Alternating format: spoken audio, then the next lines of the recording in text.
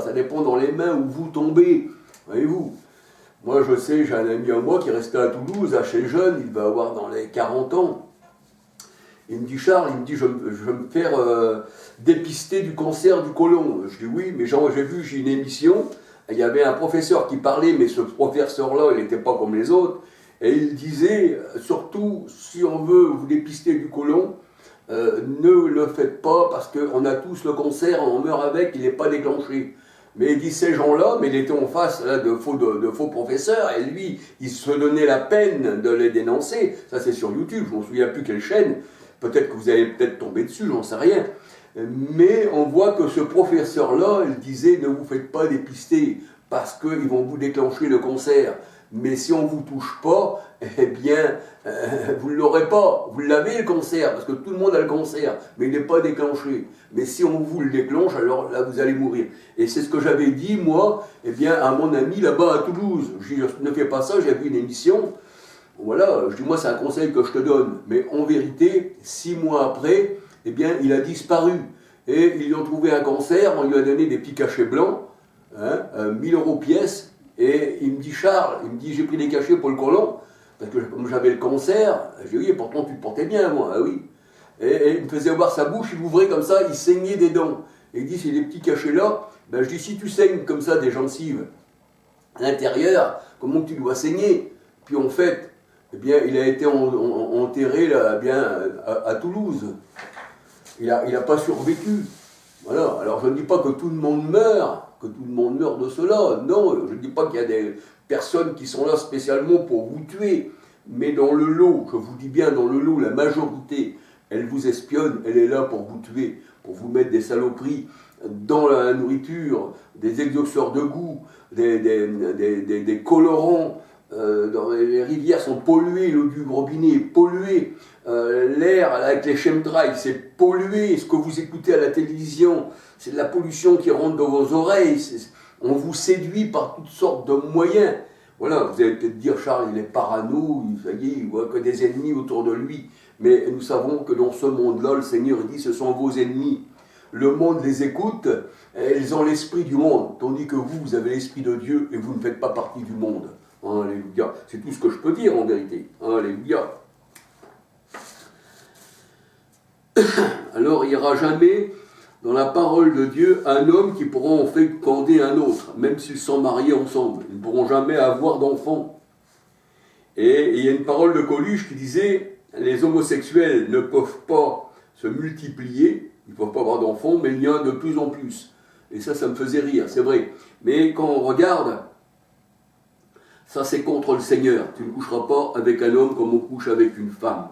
Ceci a été imaginé par ceux qui sont contre la vie. Contre la vie. Et quand ils sont contre nature. Alors, si vous allez voir un chien qui va, on va dire, faut dire le mot, sodomiser un chien, vous allez dire le chien il est fou. Imaginez que vous ayez un troupeau de chiennes, une meute de chiennes, je veux dire, et puis une meute de chiens, et puis vous dites, ben, je vais lâcher les chiens, ils vont aller trouver les chiennes. Et vous voyez les chiens qui font ça entre eux, puis les chiennes, vous allez vous dire, même vous qui êtes marié avec un homme peut-être, ou vous avec une femme peut-être, vous allez dire, ben, il n'est pas bien ce chien, cette chienne. Mais c'est ce que vous faites en réalité, vous qui vous dites être quelqu'un de sensé, alors que vous êtes fou en vérité. Et il faut dire le mot, c'est de la folie.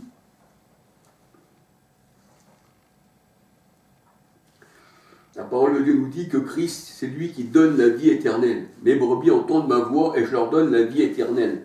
Jean 10, verset 28. Tandis que les antichrists, eux, donnent la mort. Leurs paroles, leur gosier mènent à la mort, la parole de Dieu nous dit. Aussi bien proprement dit pour les Écritures, que aussi s'ils vous séduisent pour vous faire opérer, pour vous faire des choses sur vous, des expériences. Et voilà.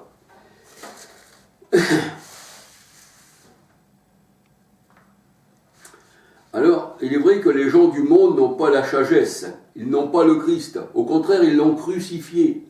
1 Corinthiens 2, versets 7 et 8. Ils ont l'esprit du monde, un esprit antichrist, anti-création. 1 Corinthiens 2, 12. L'esprit du monde. L'esprit du monde, bien sûr, qui n'est pas la pensée, l'esprit du Christ. 1 Corinthiens 2,16. Or, les enfants de Dieu ont la pensée de Dieu, ont la pensée du Christ.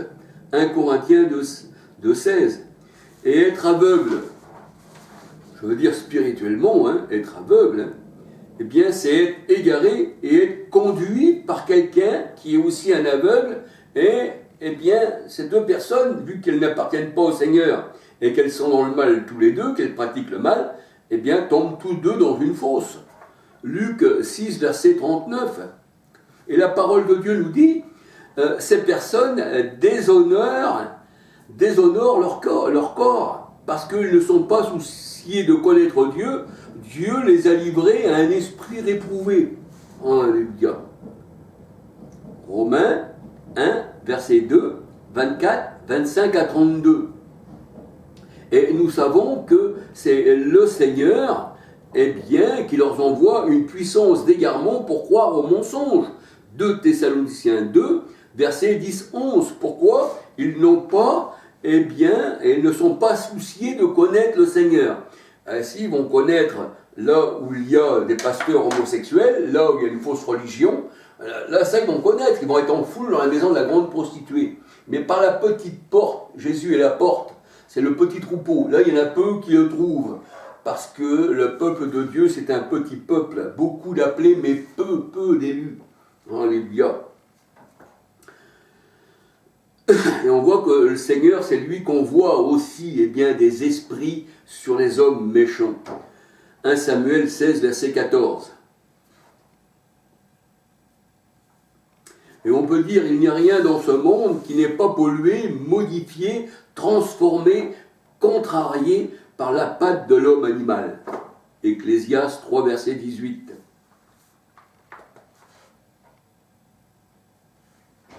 L'homme animal, l'homme qu'on appelle la bête. Et Paul a combattu contre les bêtes à Éphèse. 1 Corinthiens 15, verset 32. Et la création du Seigneur est bafouée par ceux qui se disent être des savants, des génies.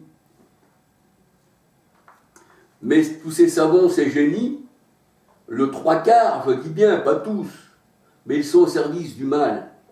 Ils ont créé la bombe atomique, ils ont créé les armes nucléaires, ils ont créé les gaz pour vous tuer, pour vous massacrer. Tous ces génies-là, ils ont que du génie justement pour vous faire du mal. Je dirais ce sont des mauvais génies. Et oui. Et leurs œuvres, on les reconnaît par leurs œuvres. C'est pour ça que tout arbre mauvais porte du mauvais fruit. On les reconnaît à leurs œuvres. Ils ont mis, eh bien, leur génie au service, eh bien, du mal, de leur propre chair.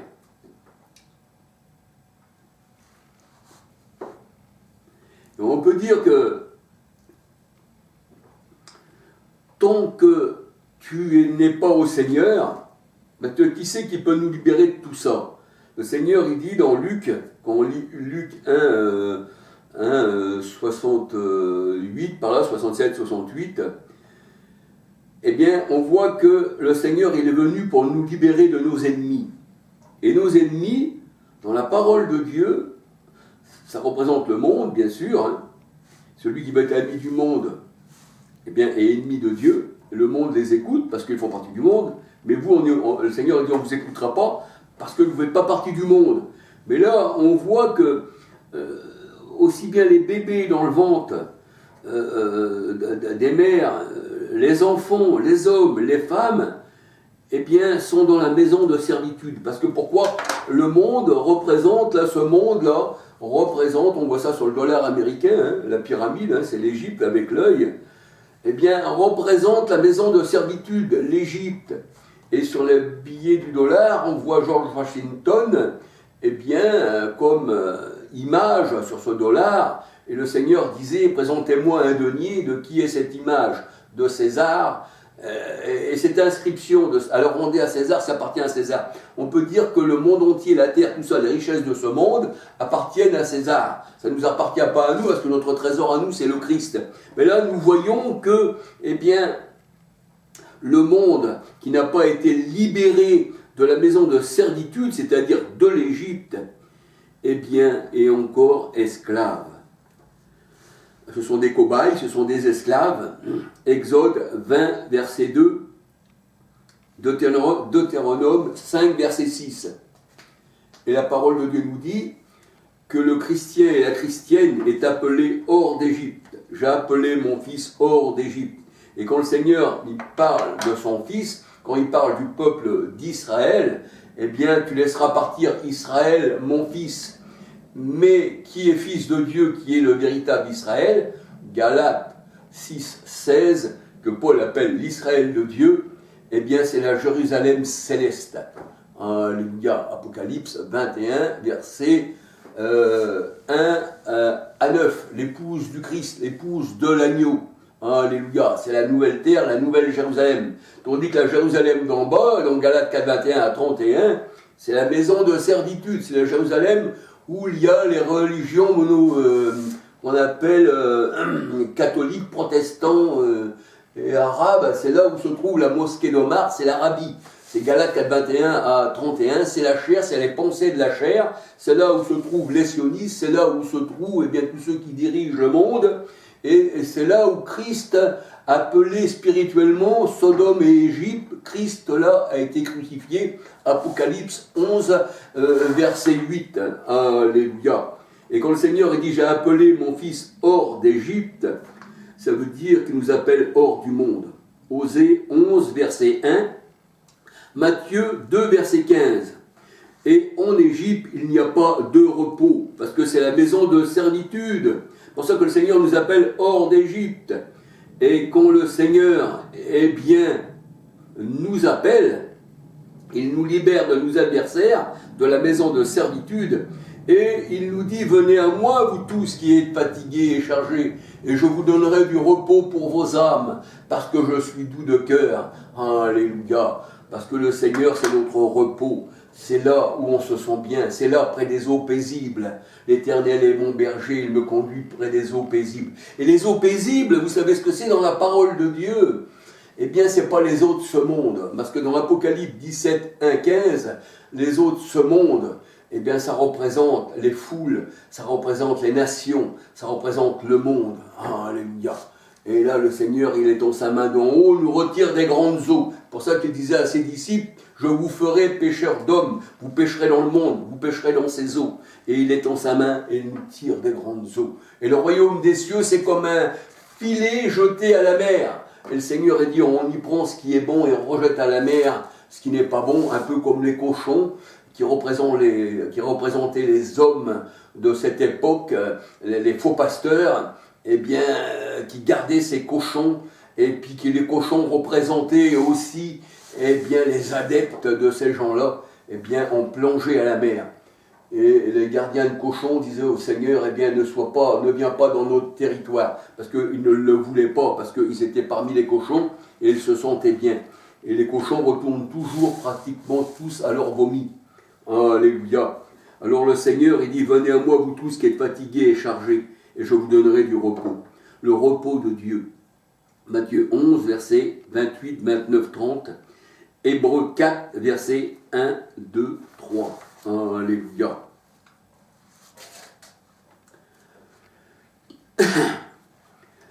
Mais ce qu'il y a d'abominable, c'est que il y a des enfants de 10, 12 ans, 13 ans, 14 ans, 15 ans, eh bien, sont influencés par les parents pour devenir, eh bien, des transgenres. Je peux dire que les parents sont des criminels pour faire des choses comme ça, exactement, des criminels, sont complices de la mutilation de leurs enfants. Ce sont des criminels. Ils s'associent, c'est-à-dire à des gens démoniaques et démoniaques eux-mêmes pour pouvoir mutiler leurs enfants. Alléluia. Alors le jour où je regardais une émission protestante, je ne m'en souviens plus quelle émission, mais je sais que c'était sur une émission protestante. Il y avait là des gens qui parlaient, il y avait quelques personnes, et ceux qui se disaient chrétiens disaient, ben moi j'ai un enfant, je vois qu'il a tous les symptômes d'une fille, donc je lui ai acheté les poupées, Et puis l'autre personne lui disait, ben oui, c'est très bien, il faut l'encourager dans cette voie-là.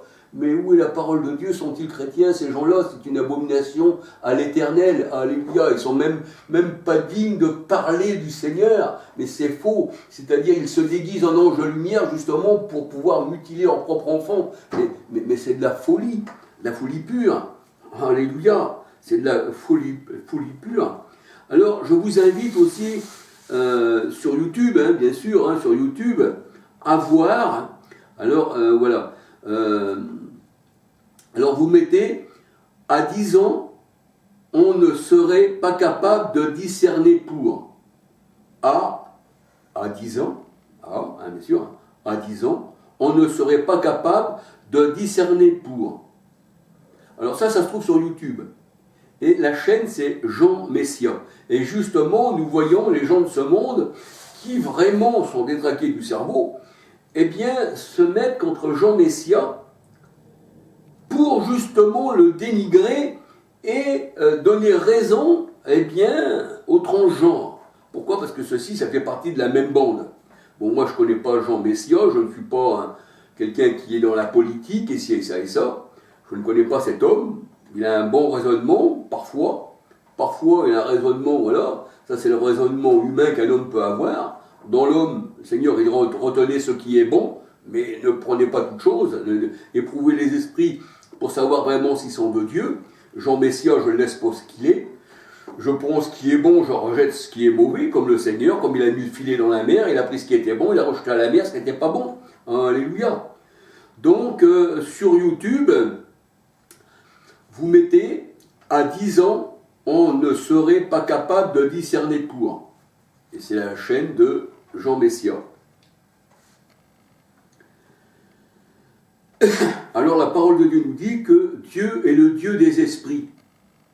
Et il a donné l'esprit à l'homme et à la femme. Quand il a insoufflé dans les narines de l'homme, un souffle, le roua, ça veut dire qu'il a donné l'esprit, eh bien, à l'homme et à la femme, Nombre 27, verset 16, le Dieu des esprits. Alors, le Dieu des esprits s'aurait trompé, il aurait mis l'esprit d'une femme dans un homme, et dans l'homme, l'esprit d'une femme. Hein, voilà, enfin vice versa, vous comprenez, parce qu'il y a des moments, à force de parler, comme c'est assez long. Voilà, alors des fois, il faut bien calculer ce qu'on dit pour pas des fois non plus faire de lapsus. Alléluia. Eh bien, j'espère que cette vidéo, eh bien, elle sera partagée. Alléluia. Parce que le Seigneur, eh bien, nous met à cœur des choses. Et la parole de Dieu, c'est un repas qu'on doit partager, qui nous instruit, qui nous met en garde contre le monde. Ne soyez pas comme le monde, ne soyez pas égarés comme eux, alléluia. Vous aurez des tribulations dans le monde, pourquoi? Parce qu'on ne pense pas comme eux, on est plutôt des adversaires aussi hein, du monde, parce que le mot adversaire veut dire Satan. Satan, voilà, hein, qui veut dire adversaire. Vous savez que dans la parole de Dieu, quand David il a fait le dénombrement eh bien, du peuple, la parole de Dieu nous dit que c'était l'Éternel qui avait excité David à faire le dénombrement, mais aussi dans un autre livre, il est dit que c'était Satan qui avait excité David à faire le dénombrement d'Israël. Voyez-vous, alors on peut dire que l'Éternel, là, se trouvait un adversaire, eh bien, pour Israël. Alléluia. Parce que le mot Satan veut dire adversaire, comme on va dire diabolos, eh bien, en grec, qui signifie aussi adversaire. Satan n'a pas de majuscule comme si c'était un nom propre. C'est simplement adversaire. Hein, comme il disait à Pierre, arrière de moi Satan. Hein, pourtant, Pierre, c'était quand même un disciple du Seigneur. Alléluia. Hein, tu es Pierre, et sur cette pierre, je bâtirai mon église. C'était pas n'importe qui non plus. Pierre, c'était quelqu'un qui appartenait au Seigneur. Il n'allait pas rentrer en Jésus et le posséder. Eh bien, on voit que le Seigneur il dit à Pierre, arrière de moi Satan, parce que tes pensées ne sont les pensées des hommes. Alors quand tu as la pensée des hommes, ça veut dire que tu as une pensée contraire à l'Esprit Saint, tu t'opposes à l'Esprit Saint, puisque tu as un esprit impur. Quelqu'un qui n'est pas de Dieu a toujours son esprit impur, son esprit d'homme, son esprit de femme, qui fait des choses abominables, et il devient un adversaire, un Satan pour le Seigneur. Matthieu 16, versets 20 à 23. Alléluia. Il faut avoir la pensée du Christ.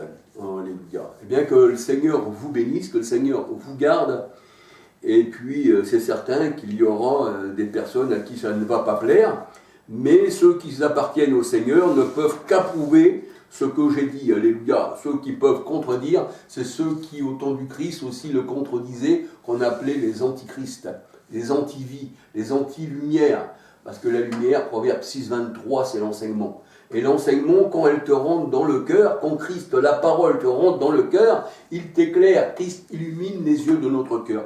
Et qu'il illumine aussi les vôtres. Alléluia. Gloire au Seigneur et soyez bénis du Seigneur. Alléluia. Gloire au Seigneur. Alléluia. À la prochaine vidéo. Et puis un petit bonjour à tous. Je n'oublie personne. Je n'oublie personne.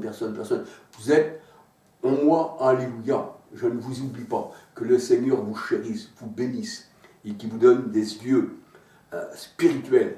Alléluia. Que soyez lavé de l'eau de la parole, le cœur lavé d'une bonne conscience. Hébreux 10, verset 22. Et ça, ce n'est pas fait de main d'homme, c'est le Seigneur qui nous nettoie l'intérieur. Alléluia. L'extérieur, voilà, l'extérieur, c'est l'extérieur. Ça, c'est le dehors. Alléluia, c'est le dehors. Pour ça que les pharisiens, eux, nettoyaient plutôt l'extérieur, mais ils ne nettoyaient pas l'intérieur de la coupe. C'est-à-dire que leur cœur, dans Marc 7, eh bien, n'avait pas été circoncis, et ils avaient annulé toute la parole de Dieu pour leur tradition humaine. Alléluia. Mais nous ne sommes pas dans les traditions humaines, nous sommes, eh bien, au Seigneur, dans sa loi spirituelle, sa loi sainte qui est en nous. Alléluia. Parce que nous sommes un livre, et l'écriture de Dieu est sur notre cœur. Alléluia. Gloire au Seigneur. Soyez bénis. Alléluia.